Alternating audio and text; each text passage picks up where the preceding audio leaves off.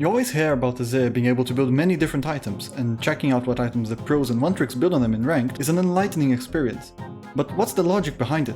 Surely, one of the builds is just straight up better than the others, no? Well, not quite. It's not as simple as going Shield Bow and Infinity Edge on Yone and calling it a day. Azir has different playstyles according to what role he needs to fill on the team, each one demanding a completely different build. We'll go through them, covering the core items of each one, and then going into the situational and utility items. First off, let's cover the most popular and most widely useful build, Burst. With this playstyle, you're supposed to put out as much damage as possible in a short window of time, and then finish the opponent off with a few extra autos if needed. The mythic item will always be Luden's Tempest. It gives you flat magic penetration and an extra source of damage that is applied instantly.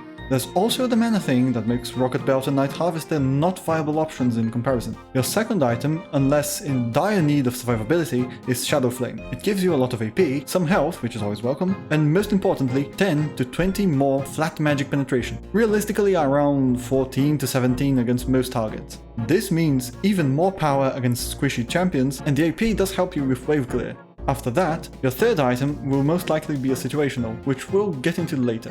The second most popular playstyle is DPS, the classic Liandry's Anguish into Nash's Tooth. This makes it so that you melt bruisers and tanks with the max HP % damage, and Nash's will outdamage Shadow Flame after 5 auto attacks, and will let you stack Conqueror or Lethal Tempo much faster. However, if you are behind and in need of a quicker power spike, Rylai's Crystal Scepter may be a second option. The damage isn't good, but the 30% slow with each soldier auto will make it easier for you to kite out melee champions and catch immobile champs out of position. If you have someone else on your team to carry the damage, Rylai's will be extremely useful in 2v2 or 3v3 skirmishes. After the core items, once again, you go into situationals. Then you have the utility builds, which are much less popular but can be useful, either Crown of the Shattered Queen or Everfrost as a mythics, and then you build into full damage items.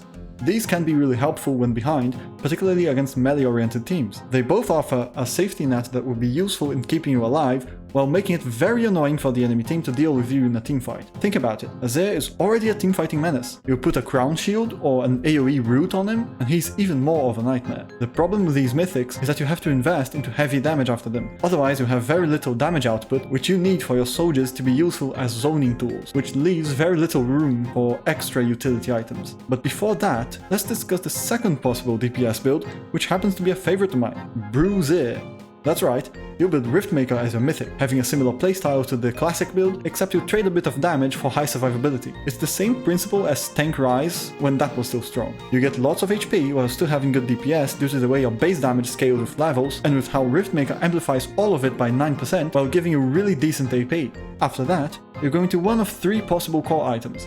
Demonic Embrace, to proc Riftmaker just with the poke, giving you 9% damage before the fight even starts, Rylai's Crystal Scepter for keeping people in your danger zone, or Morellonomicon in case you really need the anti-heal. But they're not mutually exclusive. Now you might be thinking, there's no way this build actually works, and yes, it does have its weaknesses. Omnivamp is straight up useless on Azir, wasted stats, and also it doesn't give you mana, demanding a combination of mana flow ban, presence of mind, and good mana management to keep you on the map. It doesn't do well against ranged champions as well, but trust me, this is really strong against melee-oriented teams and lets you straight up stat check some melee champion once you get that Riftmaker rolling.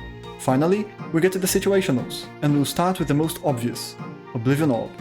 No, not Morello, just a component, because if you think about it, Azir is amazing at applying the heal debuff, especially if you have Liandry's, since the burn makes the anti-heal last for about 7 seconds instead of just 3. At the same time, finishing a full Morello isn't a great idea, since the stats it gives aren't that good. 60% Grievous wounds isn't a whole lot better than 40. So it's better to spend 800 gold and sit on the orb, unless you happen to have a reset with just enough gold to finish the item and nothing else. Zhonya's is another amazing situational, to the point where it's almost a core item on him. Not only does it let you survive a burst rotation and buy time for a team, like any other mage, it also opens up an aggressive option. Those suicidal shuffles on the enemy backline become a better tool, since now you can shove the enemy team into yours, and if things turn sour for you, the stasis will keep you safe while your team deals with theirs.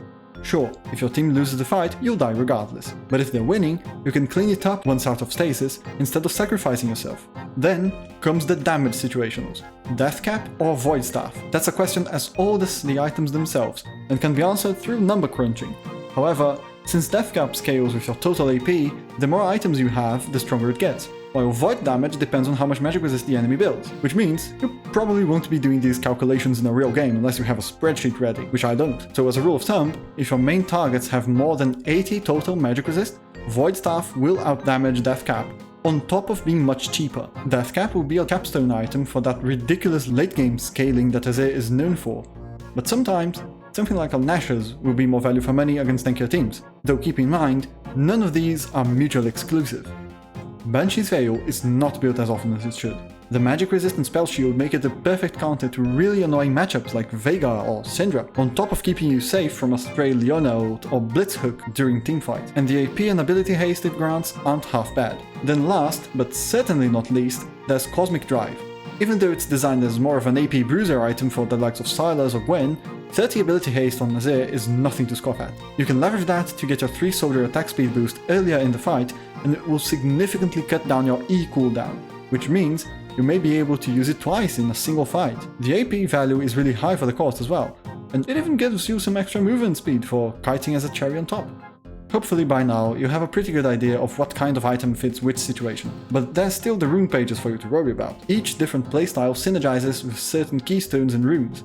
If you want to know more, this video will help you with setting up your rune pages, so I hope to see you there and thank you for watching.